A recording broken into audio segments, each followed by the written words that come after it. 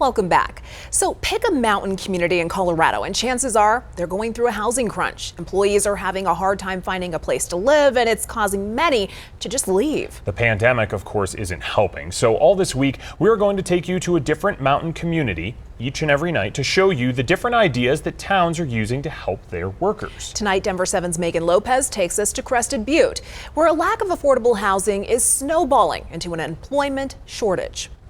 It's busy all the time. There's something sweet about little mountain communities. Comes to 21. Something about their quirky characteristics that make these towns unlike any other. We sell tourism, we sell hospitality. But here along Elk Avenue in downtown Crested Butte, it's the signs that tell the story. Tons of jobs, no people. In almost every window of almost every store, a plea. We haven't been able to find too many people willing to work other than kids.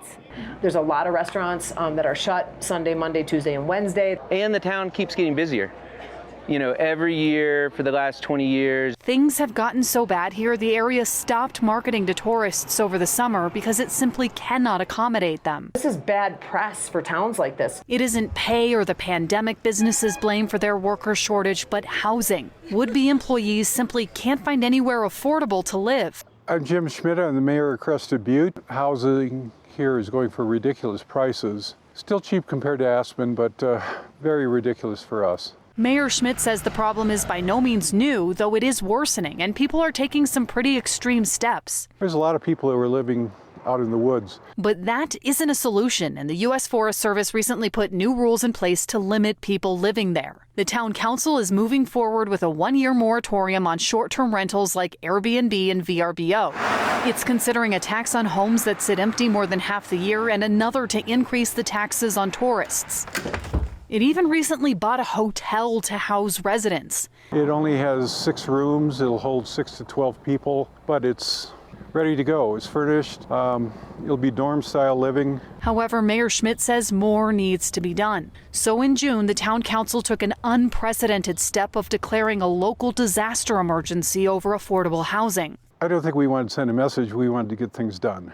It's a move that allows Crested Butte to bypass some building and municipal codes, allowing for easier approval of new construction and getting around rules like a town requirement to have 2 parking spots per residence. It also eases some of the camping restrictions. It said that people, if they have a friend who has a camper, they can put the camper in the backyard. I mean, we really want to take care of people who are working here. The council is also hoping this declaration will free up some state and federal resources to help. But it's hard when the town's average income numbers are so skewed by those second homeowners.